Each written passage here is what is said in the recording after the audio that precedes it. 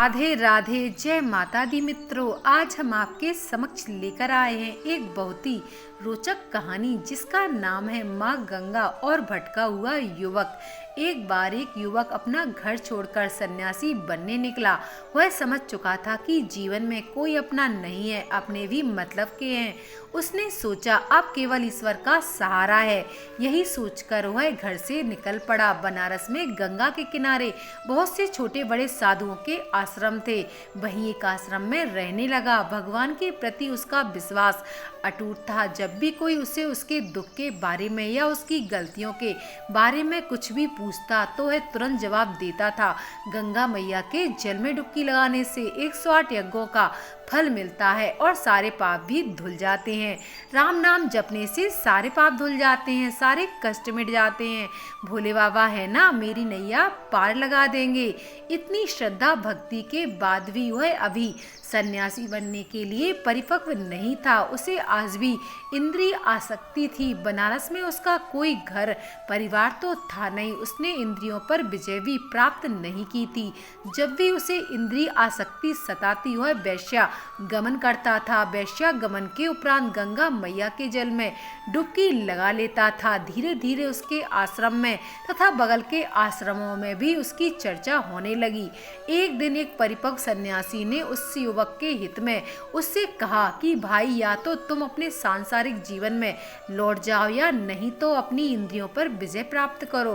तुम प्रतिदिन गंगा मैया में डुबकी लगाते हो, फिर वैश्या गमन जैसे पाप कर्म करते हो, इससे क्या लाभ होगा।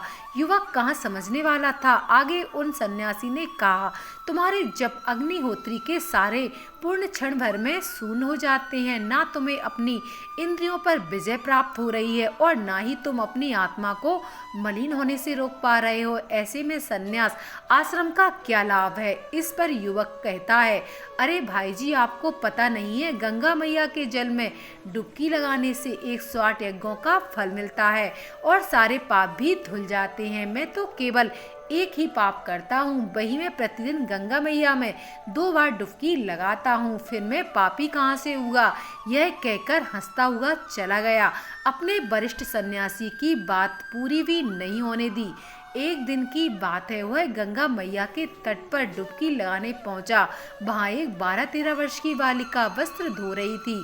उसे देखकर उस युवक ने सोचा, यह बालिका चली जाएगी तब मैं नहाऊंगा, परंतु वह बालिका जाने का नाम नहीं ले रही थी। तब उस युवक ने उस बालिका को देखना चाहा कि आखिर वह क्या कर रही है।